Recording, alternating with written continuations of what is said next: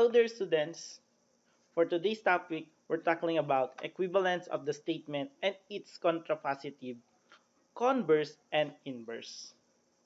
So now before we proceed, here's our learning competency. So illustrate the equivalence of the statement and its contrapositive, the converse and inverse of a statement. Here's our unpack learning competency. So represent the equivalence of the statement and its contrapositive. And represent the equivalence of the converse and inverse of a statement. Now, before we proceed, here's the steps. So first one, identify the hypothesis and the conclusion in the statement. Label true if it is true and false if it is false. Then, get the contrapositive, inverse, or converse of the statement.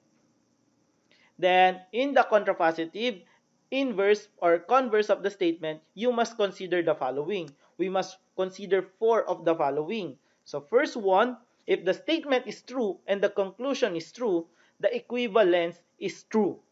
Did you get it? If it is all true, then it is true. It's that simple. Next, if the statement is true and the conclusion is false, the equivalence is false. So, we're focusing on the conclusion. Then, if the statement is false and the conclusion is true, the equivalence is true. You see? We're focusing about the conclusion here. Okay.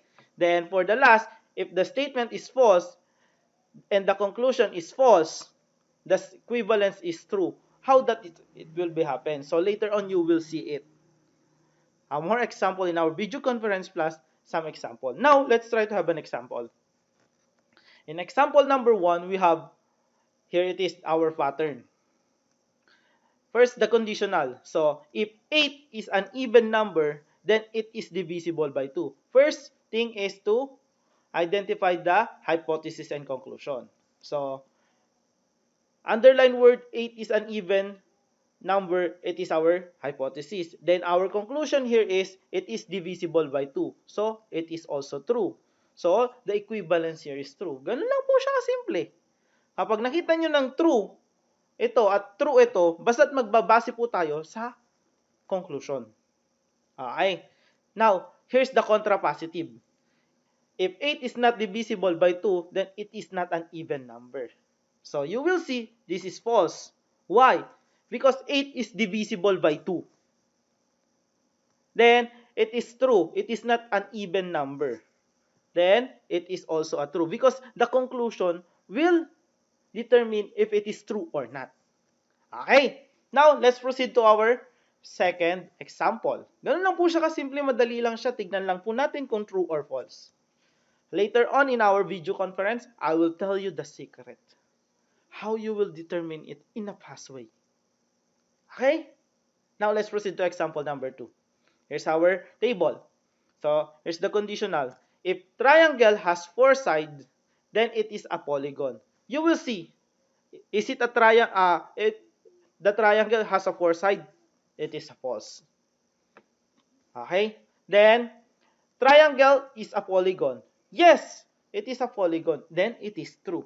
So, you will see that our hypothesis is true, false, but our conclusion is true, then the equivalence is true. Then, the inverse here, you will see the inverse. If triangle does not have 4 sides, then triangle is not a polygon. As you can see here, our first or our statement first is true. Then, it is false. Then, the equivalence here is false. So, mapapansin nyo, madali lang siya. Intindihin nyo lang po, analyzations. And for our last example, later on, marami tayong example in our video conference. Example number 3, we have the table. So, the condition here is, if December is the start of winter season, then December brings warm weather. Oh, di ba? Napansin nyo? Nakukuha nyo na yung pattern, no? Okay, so, this is true. Then, this is false. So, if our conclusion here is false, then the equivalence is false. Ganun lang kasimple. Tignan nyo lang, magbase lang po tayo sa conclusion. Okay? So then the converse here is, if December brings warm weather, then December is start of the winter season. It is false, di ba? Sabi nga niya, starts, winter. So winter malamig. December warm, sabi niya rito, ibig sabihin mainit. So, then this is true. So, tingnan nyo kung anong conclusion natin. Conclusion natin, true. So, it means the equivalence is true. Ganun lang po kasimple. Tignan lang po natin kung ano equivalence na true. Sir, yung table po, makikita natin, yes, given na yung table. Okay? So, ganun lang po yung equivalence of converse, inverse, and contrapositive with hypothesis and conclusion. So, more example in our video conference. See you there. Hope you enjoy it, and goodbye.